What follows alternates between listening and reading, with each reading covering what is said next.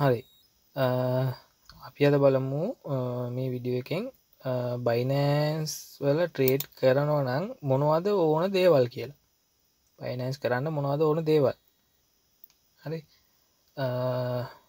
මම හිතන විදිහට අංක එක තමයි දැනුම තියෙන්න ඕන. ඒ කියන්නේ මේකේ වෙන දේ මොකද්ද මේ වෙන්නේ මොනවද කියන දේ දන්නේ නැතුව කරන්නේ කොහොමද කියන දේ දන්නේ නැතුව කිසිම දෙයක් කරන්න බෑනේ. ඒකින්ද අංක 1 දැනුම තියෙන්න ඕන. හොඳ දැනුමක් තියෙන්න ඕන. හරි ඊට පස්සේ අංක 2 ඉවසීම උපරිමයටම තියෙන්න ඕන. ඉවසීම නැත්තම් අනිවාර්යෙන් ඔයා ලොස්ට් වෙනවා. ඉවසීම නැත්තම් අනිවාර්යෙන්ම ලොස්ට් වෙනවා. හරිද? ඒකින්ද ඉවසීම තියෙන්න ඕන. දැනුම තියෙන්න ඕනේ. දැනුම තිබුණට වැඩක් නැහැ ඉවසීම නැත්තම්. හරි ඒ කියන්නේ ට්‍රේඩ් එකකට එන්ටර් වෙන්නත් වෙලා වෙනකම් බලන් ඉන්න ඕන. හරි ට්‍රේඩ් එකකින් අයින් වෙන්නත් වෙලා වෙනකම් බලන් ඉන්න ඕන. හරි ස්නයිපර් කෙනෙක් වගේ තමයි. තමන්ගේ ඉලක්කය එනකම් නොකා නොබී හරි බලාගෙන ඉන්නවා. ඒ ආවට පස්සේ තමයි තමන්ගේ ඉලක්කය හරියට ආවට පස්සේ තමයි එයා ඒ ඉලක්කය ගන්න. ඒ වගේ ඉවසීම අනිවාර්යෙන් තියෙන්න ඕනේ. දැනුම තියෙන්න ඕනේ. ඒතකොට දැනුමයි ඉවසීමයි තිබුණාට බයිනස් කරන්නත් බැහැනේ. එතකොට ඊළඟට තියෙන්න ඕනේ ඔයාට මොකක් හරි ආදායම් එන විදිහක් තියෙන්න ඕනේ. නැත්තම් USDT ගන්න බෑනේ.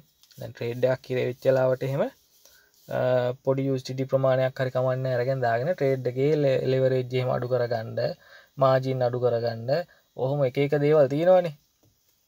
අන්න ඒ වගේ දේවල් කරගන්න. එහෙම නැත්නම් කොයින් එකක් මිල වැටුනහම ටක් ගාලා එතනින් කොයින් ටිකක් ගන්න.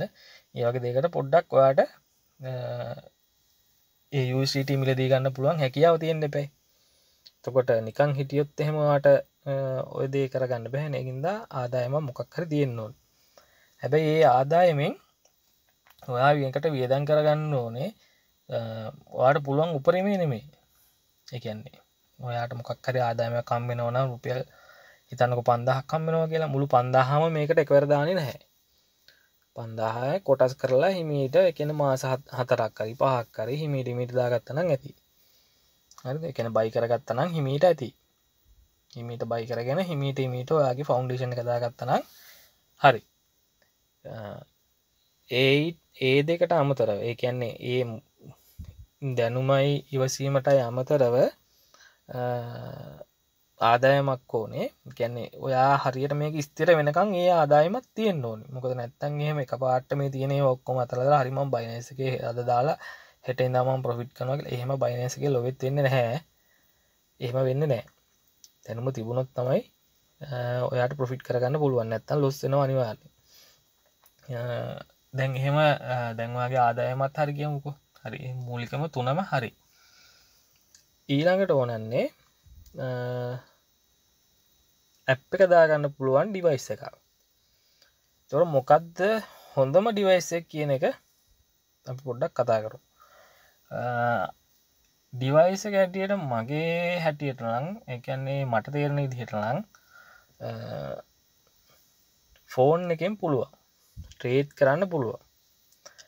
ෆෝන් එකෙන් ට්‍රේඩ් කරන්න පුළුවන් කිව්වහම හිතන්න එපා ෆෝන් එකෙන් සියලු දේම කරන්න පුළුවන් කියලා. ෆෝන් එකෙන් පේන දේ හරිම සීමිතයි. පොඩ්ඩයි පේන්නේ. මීට වඩා ලොකු දෙයක් PC එකේ හොඳට පේනවා. ඒතකොට මම ওই ඩිවයිස් දෙකේ වෙනසත් මම කියන්න. දැන් මේකේ අපි ෆෝන් එකෙන් ට්‍රේඩ් කරන්න ගත්තාම හිතන්නකෝ අපි මොකක් හරි chart එකක් බලනවා කියලා. හරි. දැන් මෙහෙම හිතන්නකෝ ඔහොම බලනවා මේකෙන් මෙතනින් බලන්නත් පුළුවන්. හරිද? එහෙමත් නැත්නම් මෙතෙන්ට ගිහිල්ලා මෙතනින් ඩ්‍රොවිං වලට ගිහිල්ලා ඔහොම බලන්නත් පුළුවන්. හරිද? බැරි නැහැ පුළුවන්. උනාට මේකේ ට්‍රේඩ් එකක් එමෙද ගන්න මේ ලයින් එකක් ගහ ගන්න අර මේ chart එකක් ඇනලයිස් කරගන්න ගියාම හරි අමාරුයි. මේ ඇඟිල්ලෙන් ටච් කරන්න ගත්තාම ඊට හපා. හරි. කොහේ ගහනවද කොහොම වදිනවද මේ ඇඟිල්ලෙන් එහෙම ගන්න ගත්තාම මේ හරියට මේ වික් තියාගන්න අමාරුයි. ප්‍රශ්න ගොඩයි. මේ අමාරුයි. හරිද? හැබැයි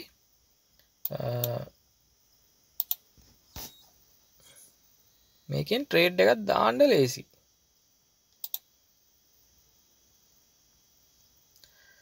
මේ බලන්න.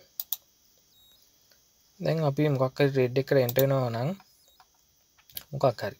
හරිද? අපි මෙතන USDT ප්‍රමාණය වගාව තියෙනවා නම් ඔයා කැමති USDT ඔයා කැමති ප්‍රමාණය තියෙන ප්‍රමාණයෙන් USDT එක දාගෙන ඔයා ඊළඟ ට්‍රේඩ් එක හදාගන්න ඔයා බයි පැත්තද සෙල් පැත්තද. ඒ කියන්නේ ලෝ ද ෂෝට්ද.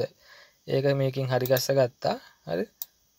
එතකොට බලාගත්තා තියෙන අයිසොලේටඩ් දානවද ඔයා ක්‍රොස් දානවද කියන එකත් තෝරගත්තා. මුලින් කරන හින්දා අයිසොලේටඩ් දාගන්න පස්සේ ක්‍රොස් කරන්න තේරෙයි. තේරුණාට පස්සේ ක්‍රොස් කරන්න ප්‍රශ්නයක් නැහැ. දැනට අයිසොලේටඩ් දාගන්න. එතකොට දාන ලෙවරේජ් එක කොච්චරක්ද කියලා තීරණය කරගත්තා. ඒ ඔක්කොම හදාගෙන මෙන්න මේ හරියෙන් තියලා තියෙනවා. හරිද? ගන්න ප්‍රමාණය ඔක්කොම හරි. කළා අපි ට්‍රේඩ් එක හරියට බලාගෙන ඉවරලා ඔයාලට පුළුවන් මෙතනින් පටස් ගාලා ඕඩර් එක දාන්න. මේ ෂෝට් හරි ලොන්ග් හරි කියන්නේ බයි හරි සෙල් හරි කැමති එකක් දාන්න පුළුවන්. දාලා ඉවරන ටකස් ගාලා මෙතනින් ට්‍රේඩ් එක වැටෙනවා. හරිද? chart එකක් ඇනලයිස් කරගන්න අමාරු. කියන්නේ දැන් මේකෙන් chart එක ඇනලයිස් කරගෙන ඔයා මෙතනින් ආපුවා ආපස්සට ඇවිල්ලා මෙතන මේ සිටින්ස් ටික හරි ගස්සගෙන දානකොට ඔයාගේ ඒ එන්ටර් වෙන්න තිබ්බ තැන එහාට ගිහිල්ලා කොපැනලා. හරිද? එහෙම නැත්තම් ඔයාලා මෙතන ලිමිට් ඕඩර් එකක් දාලා තිබ්බොත් එහෙම මෙතනින් ගන්න පුළුවන්. සමහර කෙනෙක් ලිමිට් ඕඩර් එක දාලා විනාඩි 5ක් විතර බලන් ඉන්නවා එන්නේ නැහැ දැන්. එහෙම වුණොත් ඔයා කලබල වෙලා ආපහු මාකට් ඕඩර් එකක් හරි දාලා පල්ලෙහෙන් බයි කරගන්න. ඉහලින් හරි පහලින් හරි පාඩුවට හරි කමන්නේ නැහැ. ඒ කියන්නේ ඔයා හිතපු තැන නෙමෙයි ඊට වඩා වෙනස් තැනකින් බයි කරගන්න. එතකොට මේ ට්‍රේඩ් එක හරියට වැටෙන්නේ නැහැ. ඒක වෙලා යනවා. අනිත් එක මෙතන පෙන්වන දේවල් හරි සීමිතයි. මම එහෙම කියන්නේ දැන් මෙතන හරි මේකට යන්කෝ. මම chart analyzing වෙනම කියලා දෙනවා. මේ නිකම් මේ කියන්නේ. එතකොට මෙන්න මේ වගේ ගියාම දැන් මේකේ පුළුවන් ලයින්. ඔන්න ලයින් එකේ යන විදිහට බලන්න පුළුවන්. හරිද? එතකොට පොඩි ඉන්ඩිකේටර් ටිකක් මේකට දාගන්න පුළුවන්. ඔන්න ඔච්චර ඉන්ඩිකේටර් තියෙනවා. හරිද? ඉන්ඩිකේටර් කියන්නේ දන්නේ නැහනේ. නිකමට මේ කරගන්නකො මම ඊළඟ වීඩියෝ වලදී කියලා දෙනවා. හරිද? එතකොට ඩ්‍රෝවිං වලට ගියා කියලත් එහෙම ලොකු වෙනසක් නම් නැහැ. හරිද? එතකොට ඔන්න ඔය වගේ දේවල් හින්දා හරි අමාරුයි. දැන් මේ කැන්ඩල් උනත්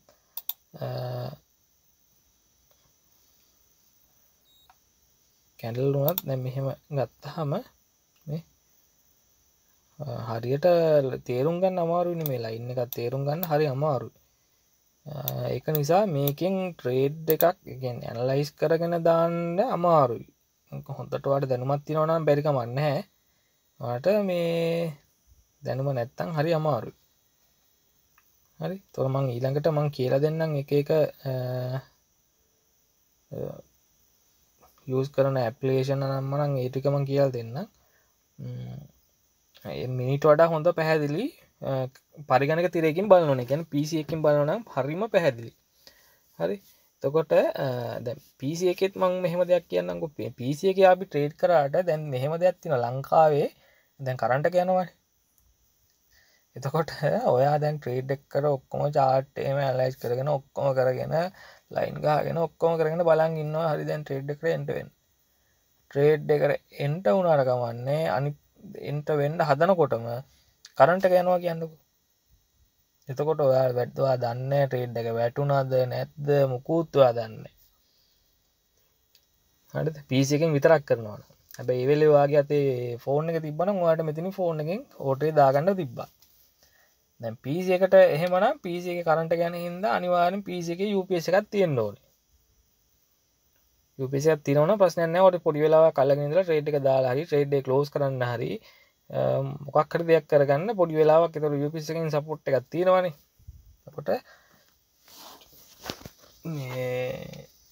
එතකොට PC එක ප්‍රශ්නයක් නැහැ. හරි. එතකොට PC එකෙන් පොඩ්ඩක් එහාට අපි ගියොත් ලැප් එකනේ.